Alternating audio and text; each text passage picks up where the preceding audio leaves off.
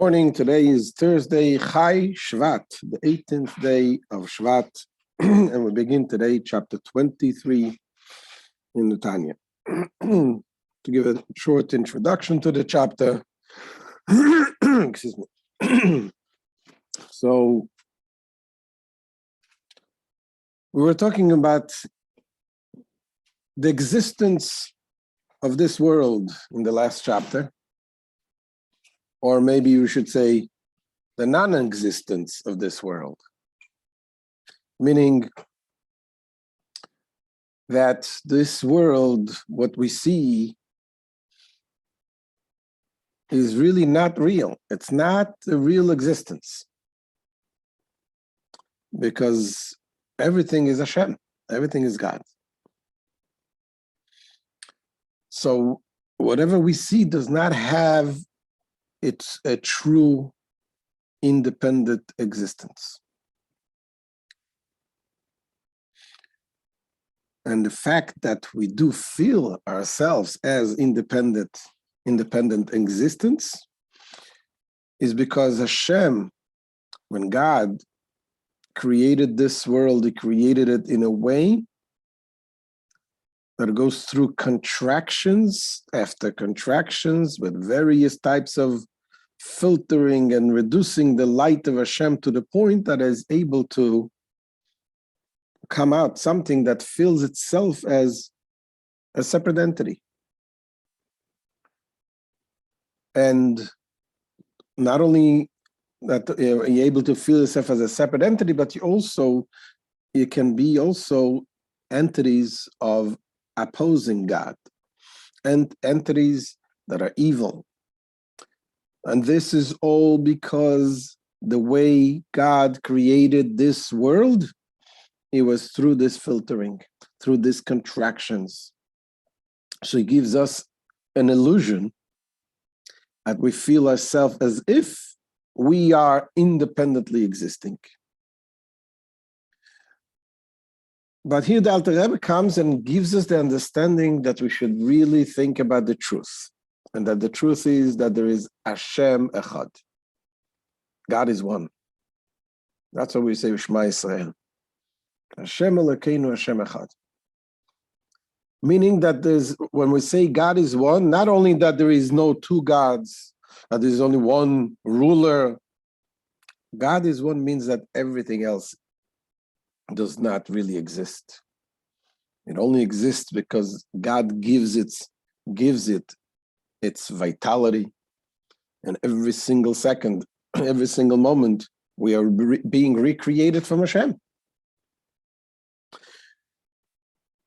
So that in the eyes of Hashem, is kula kamei kelo chashuv. Everything is non-existing at all. And the metaphor we gave is the metaphor of speech. That when you speak, you utter a word.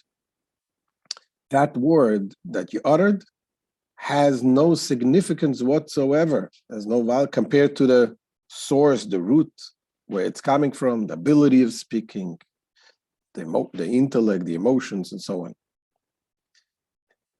And although we said by speech, it has two characteristics. The speaking is, you can have the ability, the concept of the characteristic of revealing. That's what speech does. It reveals, you reveal to someone else. There is the other characteristics of separation.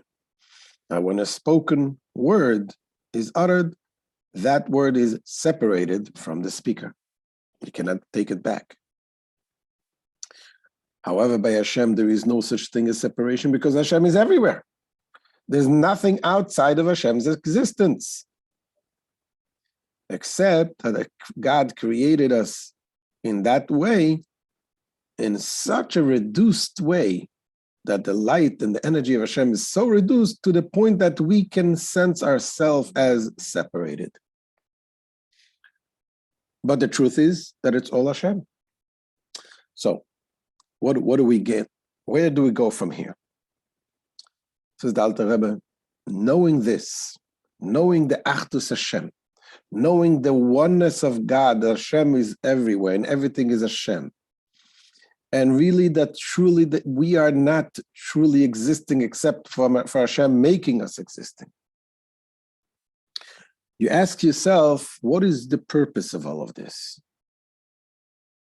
Why does Hashem create all of this existence?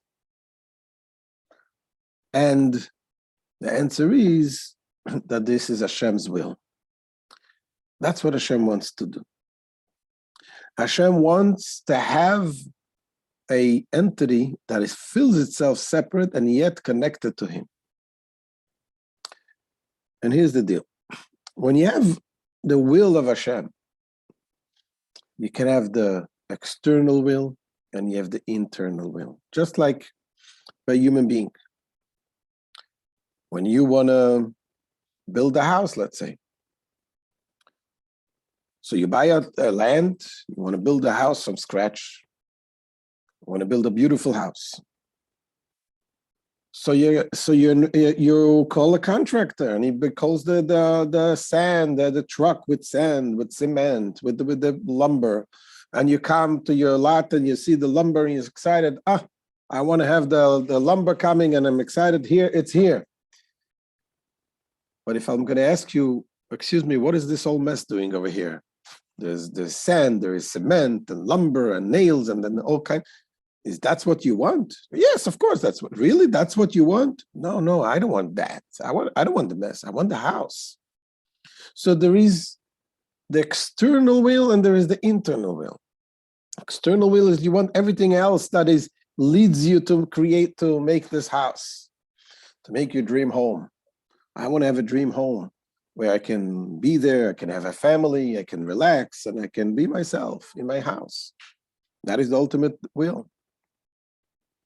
And this is, you can take this example to every other area in life. So the same thing is Hashem. He created the whole entire world. Not only this physical world, but also the spiritual worlds. And all of this is for what? Hashem's will. What is Hashem's will? That a Jew fulfills the Torah and the mitzvahs in this world. That we fulfill the Torah. In other words, what we're saying is the way to connect to Hashem. When you realize that everything else is not real, and you want to be connected to the essence, to the source, you want to be connected to Hashem, God Himself, how do you do this? If I know that everything else is not a real existence, it says the Rashayim, the wicked people, are called dead. They are considered dead. Amazing. Why? Because there's no connection with the real connection with Hashem. How do you establish this connection with the true God? How do you establish this true connection? This is what the Alter Rebbe says in this chapter, in 23. That there is two paths. There is the Torah and there is the mitzvahs. Studying Torah has one type of connection with God, and doing the mitzvahs, following the commandments of Hashem, that has another way of connecting to God. He's going to first explain what is the connection with the way you connect to God through doing of the mitzvahs. So let's see inside. Says the Alter Rebbe, Ve'im kol anizka le'eil yuvan ve'yevuer heitev b'toisves biyum masha omru b'zoya de'iraisa ve'kutsha brichu kula chad. In light of all that has been said above, we can better understand and more fully and clearly elucidate the statement of the Zohar, that it says in the Zohar like this: the Torah and God are entirely one. The Torah and God are one. Kul echad. This is one statement. Then he brings another statement. Ubetikunim pirshu, and it says in the Tikkun Zohar, the commentary in the Tikkun Zohar, it says as follows: the Ramach, Pikudim, Inun, Ramach, Evorim, the Malka. The 248 commandments are the 248 organs of the divine king. We have 248 commandments. They correspond to the 248 organs of Hashem, organs of God, so to speak. So we see over here, he describes the connection of the Torah to God and the connection of the mitzvahs to God. The connection of the Torah is, he says, kulachad, it is entirely one. God and the Torah and God himself are entirely one. And when we talking about the connection of the mitzvahs, he says the 248 commandments, these are the positive commandments, of course. We have altogether 613 commandments. There is 365 prohibitions and 248 positive commandments. So the 248 positive commandments, those are the 248 organs of God. So he explains the Alter Rebbe, Lefisha mitzvahs and pnimius, rotzen, elyon, vechefzo amiti, because the mitzvahs constitute God's innermost will. What we just said, there is the external will and there is the innermost will. I want to go to work. I really want to go to work? No. I want to stay home. I want to relax, but I want the salary. I want the money at the end of the week. So that's my inner will, not going to work. Unless some people do enjoy going to work. That's a different story. Do I want the salary? Do I want the money? Do I want the green bills? No. The money in the bank? No. I want the life that I can make with this, the money that I have. So it says that Alter Rebbe, this is the mitzvahs, these are the innermost will of Hashem and his true desire. Which is clothed in all the upper and lower worlds, thereby giving them life. In other words, when you have the will in the mitzvahs, that itself gives life, not only to you, but gives life to everything that leads to do the mitzvahs. You have to mitzvah of wearing tefillin. What is the tefillin made out of? Made out of a skin of a cow. So he gives life to have a cow. In order to have a cow, you have to have a farm. A farmer that raises the cow. Everything that is involved in doing the mitzvah, this is the innermost will, is invested in it. And because of the mitzvahs, that's why the world exists. So just like in a business, if the business is going to be successful, if you're going to make a lot of money, the will of doing everything else, of going and to work and making more, getting more salesmen and doing more, developing bigger the business, the more it's successful, the more the external will grows as well. All of the offices that you're going to set up, those are external wills, because when the inner will is working, it affects that also the external will work. When there's the inner will of doing the mitzvah of Hashem, God's commandment, when you follow the mitzvahs, that's what it says. When you listen to the words of Hashem and you do the mitzvahs, the rain comes in time. Gishmeichem means rain. Gishmeichem also comes from gashmiyut, physical things. So the physical things come from the inner will.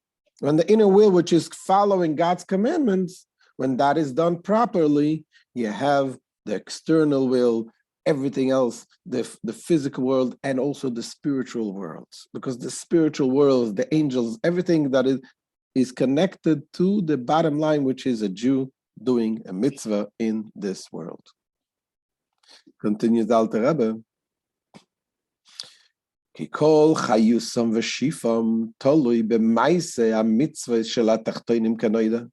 very life and sustenance of all the world is dependent upon the performance of the mitzvahs by the creatures of the lower world.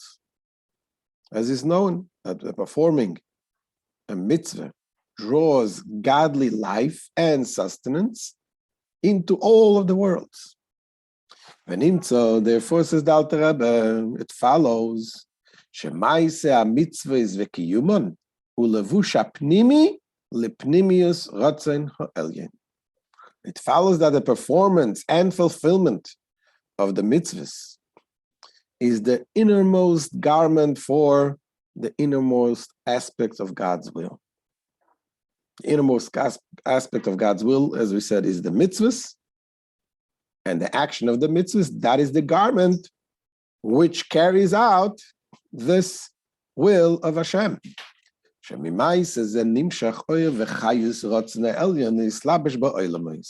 Since it is due to this performance of the mitzvahs that the light and life of the world issues forth from the divine will to be clothed in them. Meaning that since God desires the world only as a vehicle for the performance of the mitzvahs, as explained above, and it is only for this reason that he animates the worlds. So this is the first part of this chapter, and the Alter Rebbe explains that knowing, after explaining how all of the world is nothing, doesn't have a true existence. What is the true existence is Hashem's will. That is the true existence. And therefore, when we realize that, we realize that every single mitzvah that we do creates that connection with Hashem, with the true existence. And we want to be connected. And we don't want to be disconnected. And that is evident by a Jew will never go and worship an idol. And even simple Jews who are not religious will sacrifice their lives not to deny God, because there they feel it. Here comes the Alter Rebbe to explain that when we really meditate at this fact, that all the world is not real. It's not real existence. The real existence is Hashem. And how does one connect to Hashem, to the mitzvah? This will inspire a person, a Jew, to fulfill the Torah and mitzvahs, even the most simple mitzvah.